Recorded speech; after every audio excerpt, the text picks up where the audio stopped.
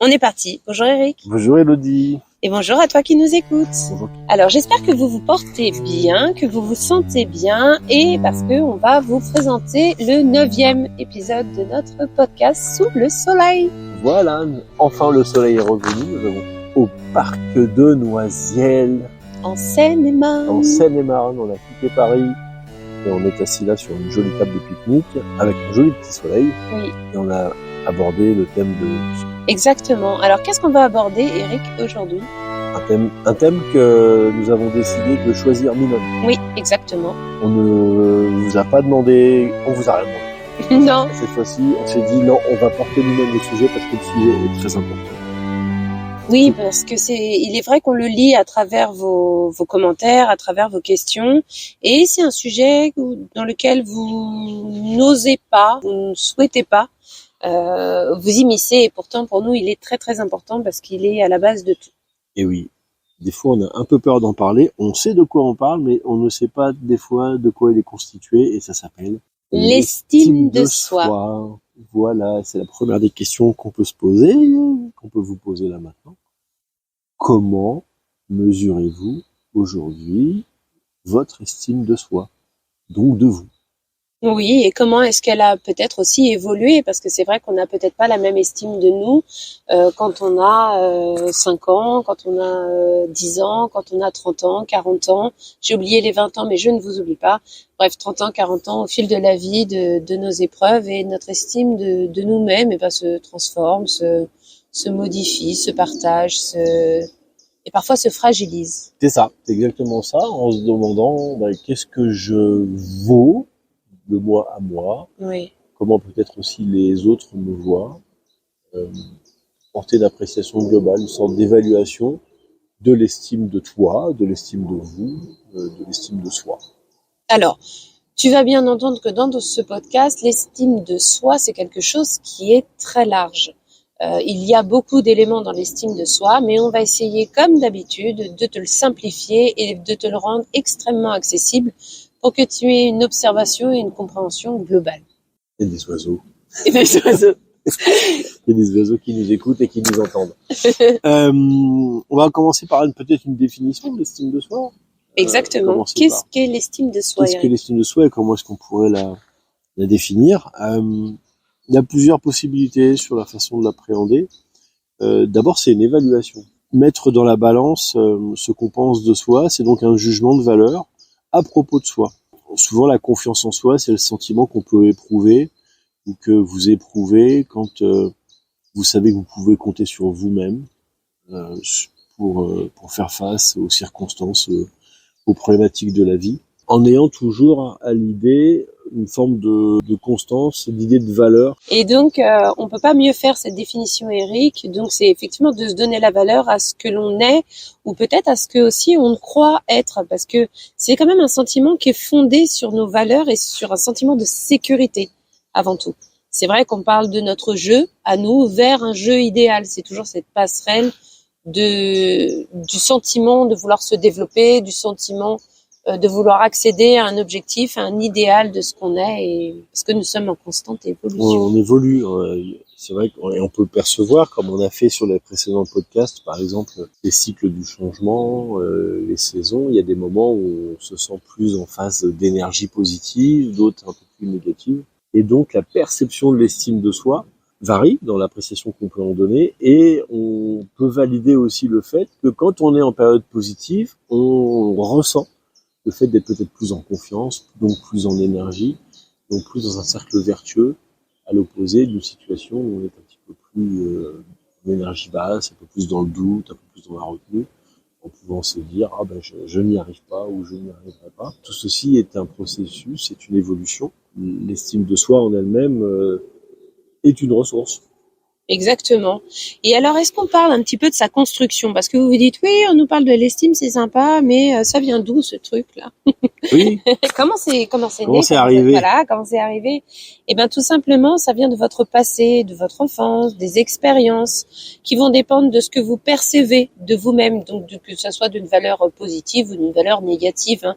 Parce que, comme le disait Eric, parfois on est le plus fort du monde et on voudrait vraiment dévorer la planète, et d'autres fois c'est un peu plus compliqué, on aimerait juste avoir notre petit plaid et aller au fond d'une grotte. Pour cette image. Voilà. Je Magnifique pas image. l'image de la grotte et du plaid, maintenant je l'ai. Ça s'appelle une construction mentale. Exactement, mais je suis sûre qu'il y en a plein qui pensent au plaid dans la grotte. Un peu de confort quand même dans ce monde de brut. Donc c'est surtout ça. Ça vient vraiment de votre passé. Mais la bonne nouvelle, c'est qu'on peut quand même le faire évoluer, la faire évoluer positivement. Ça rejoint un peu le régime, une autre thématique qui est d'un précédent podcast sur les valeurs. C'est aussi la façon, l'appréciation, la façon dont elle se constitue l'estime de soi au gré des valeurs auxquelles on a été exposé, qu'on a mis en place soi-même. Oui, et puis si on peut se demander quels sont les critères, parce que effectivement, Eric est en train de vous parler de fondements, il y a peut-être des critères, comment c'est, avec quoi j'évalue un petit peu cette estime. Alors on va vous parler des 3 pôles de l'estime de soi, on va vous parler si c'est plutôt instable, bas, stable, peu importe, ça sera après. Mais effectivement, vous avez plusieurs critères, alors vous pouvez déjà peut-être vous sonder là pendant que vous nous écoutez et savoir si vous vous acceptez à tous les niveaux. Est-ce que toutes les parties de votre être sont complètement et pleinement acceptées par vous? Qu'il n'y aurait pas des parties que vous avez envie de placer sous le tapis, histoire qu'elles ne vous gênent pas trop, peut-être aussi. Et puis on peut aussi se dire, est-ce que j'ai acquis la capacité nécessaire pour compter sur moi et être capable aujourd'hui de relever des défis? Est-ce que c'est OK? Est-ce que si un défi va se présenter, est-ce que je vais être au pied de cette montagne et la regarder en tremblotant? Autre critère qui n'est pas des moindres, c'est de se dire de vivre en accord avec ses motivations profondes. Voilà. Alors on parle, pour certains ça va parler, on parle d'alignement. Et ça c'est le plus important. Je pense que dans le développement personnel, c'est ce qu'on tend à faire pour chacun, que vous soyez aligné avec vos propres décisions, avec votre être profond. Et d'ailleurs, on fait une petite parenthèse, on va annoncer le prochain épisode du prochain podcast. On parlera d'alignement. C'est rapide. On n'en dit pas plus. On n'en dit pas plus. Okay. Voilà, c'est un cadre global qu'on vous donne là, parce que c'est vrai que on peut rencontrer des situations où les gens ont des discussions de parents, entre eux, de parents et surtout enfants et ados. La question de l'estime de soi revient très régulièrement. On dira, lui, il a confiance en lui, elle, elle a confiance en elle, et puis d'autres, il a pas tellement confiance en lui, il est un peu timide, etc. La timidité, la confiance en soi, la capacité à, c'est vraiment des sujets de discussion qu'on retrouve fréquemment. Et l'idée, au travers de ce podcast, c'est de vous donner déjà une définition, une tentative de définition de l'estime de soi, de quoi s'est constituée l'estime de soi, et quelles sont les différentes variantes rencontrées dans l'estime de soi. On va pas rentrer ici dans les détails de comment renforcer l'estime de soi. On peut donner bien sûr des petites pistes d'évaluation, parce que c'est un travail qui est quand même plus en profondeur, qui s'inscrit dans un processus qui est plus ou moins long. Et ça serait bien prétentieux de notre part de dire que tout ça tiendra dans les 18 minutes. À peine. Mais à peine. À peine, mon ami, à peine. À peine. Mais c'est ça qui est important. D'ailleurs, vous ayez cette première ébauche de ce qu'on met dans la définition. Maintenant, vous l'avez, et quelques critères qui viennent compléter cette définition-là de l'estime de soi. Alors, si on devait le définir l'estime de soi, et imaginez-vous que c'est peut-être on peut l'imaginer comme ça, c'est une grosse boule que vous allez séparer en 3 parties. Une grosse boule, aujourd'hui avec les métaphores, le soleil m'inspire, le la printemps. Grotte tout à l'heure, maintenant on a droit à une grosse boule. Non, mais une grotte avec un plaid, c'est pas pareil. Une grotte avec un plaid, et maintenant on ajoute la grosse boule. La grosse boule, et on peut la scinder en 3. Ouais, c'est vrai. Voilà. Alors ça c'est une grosse boule, ou alors c'est un simple disque qu'on va compartimenter en 3 parties. Et donc, on va prendre une part de gâteau et on va dire que cette part, ça serait par exemple l'amour de soi. Et de se dire, Eric, qu'est-ce que c'est l'amour de soi? Ça c'est la première partie de la composante de l'estime de soi, et c'est peut-être la plus importante, puisque s'aimer, ça veut dire qu'il n'y a pas de condition. C'est on s'aime ou on s'aime pas. Déjà c'est difficile. Mais on doit aussi avoir conscience de ses défauts. Donc s'aimer aussi dans nos capacités, mais aimer aussi avoir conscience, le plus important, de ses défauts, de ses limites aussi, et donc de ses échecs quelque part. Et c'est une forme d'amour de soi inconditionnel, mais qui va pas dépendre uniquement de nos capacités, de nos performances, et de simplement être raccord avec, je dirais, l'état des lieux. Comment on s'aime soi-même, comment on s'apprécie soi-même, avec nos côtés performants et moins performants, nos qualités et nos défauts, nos doutes et nos certitudes. Mais le plus important dans l'amour de soi, c'est la conscience qu'on va porter dans le fait qu'il y a des parties qu'on n'aime pas. Exactement. C'est pas mal, hein. Et on peut enchaîner sur la deuxième partie, le deuxième camembert, la deuxième part. Alors la deuxième part, on appelle ça l'image de soi. Qu'est-ce que c'est l'image de soi? Alors l'image de soi, c'est important. C'est notre composante maintenant. On peut donner comme image, positionner devant une glace et de voir quel regard on porte sur soi. On est aussi dans l'évaluation, mais de quelle façon on se voit. Est-ce qu'on s'aime, on s'admire, on se déteste? Comment on voit nos propres qualités, nos propres défauts? C'est une forme aussi, non seulement c'est d'être certain de ce qu'on sait de soi, là encore d'avoir conscience de ce qui ne fonctionne pas, mais aussi de se dire qu'on est porteur de qualités et de défauts tout en se regardant. Donc c'est un petit peu lié à ses croyances, non, tout ça, ce que tu es en train de nous dire? C'est complètement lié aux croyances, c'est-à-dire que je me crois capable je ne me crois pas capable de faire autre chose, et en même temps j'ai conscience de l'image peut-être que je projette dans mes actions, mes comportements, mes idées, d'avoir la pleine conscience de ça. C'est quelle image je renvoie aux autres aussi, dans quelles conditions je la renvoie. Moi, ce que je dis souvent dans les accompagnements, c'est pas tant ce qu'on dit, c'est l'effet qu'on produit. Et quelque part, il s'agit pas forcément d'avoir ou non confiance en soi, d'avoir ou non une bonne estime de soi, mais déjà de porter un premier regard, de savoir ce qu'on est ou on n'est pas, ce qu'on fait ou on ne fait pas, ou ce qu'on dit ou ce qu'on ne dit pas.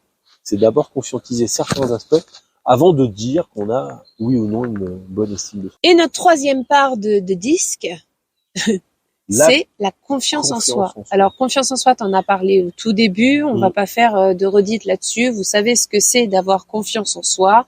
Ça, on va pas revenir dessus. C'est vraiment ce sentiment de sécurité. C'est lié à votre valeur. Qu'est-ce que vous vous donnez comme valeur dans votre mise en action? En fait, ça va être clairement ça. C'est le fait de pouvoir agir sans que vos craintes soient limitantes ou résistantes. C'est aussi l'absence de jugement des autres, c'est que vous pouvez agir en toute confiance en vous sans dépendre du regard de quelqu'un, et c'est très important. Alors par contre, je voudrais rebondir sur quelque chose.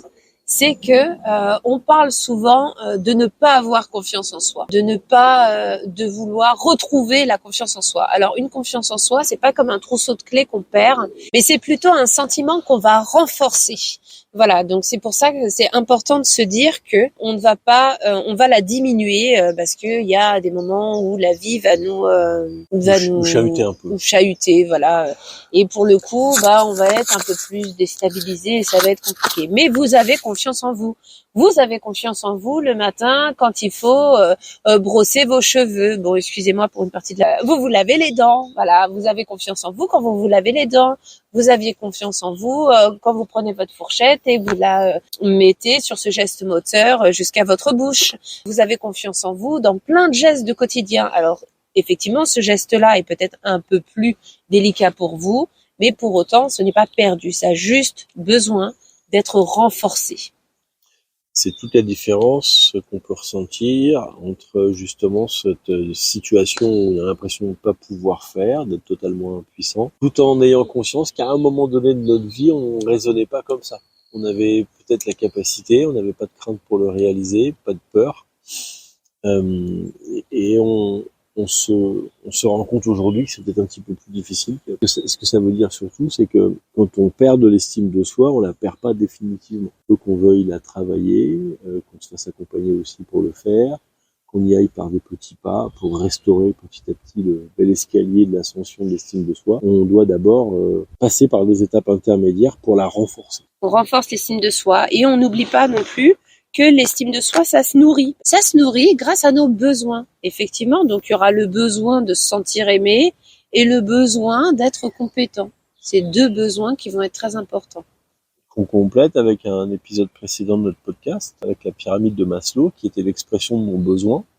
À partir du moment où on arrive à combler nos besoins, quels qu'ils soient, ils sont variables d'une personne à l'autre, mais on sait que l'estime de soi est d'autant meilleure que l'environnement est propice, que nos besoins primaires sont satisfaits, que nos relations aux autres nous nourrissent, que l'environnement est donc favorable et porteur à l'entretien ou la restauration de l'estime de soi. À ce propos, on va pouvoir évoquer les différents niveaux parce que il y a quelque chose qu'il faut savoir, c'est que vous soyez aimé et admiré, ça va être infantilisant.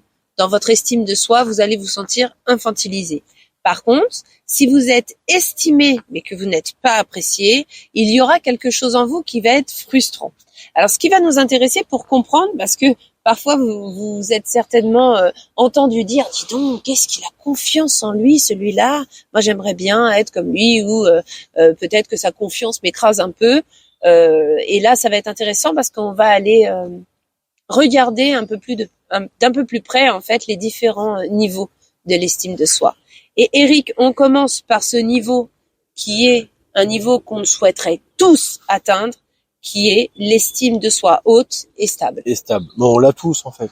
On l'a tous vécu à un moment donné. Quand on gagne une partie de Monopoly, quand on gagne une petite étape de la vie, une petite victoire, on a ce sentiment presque de toute puissance qu'on pourrait estimer comme étant le plus haut niveau d'estime de soi, une estime de soi haute et stable.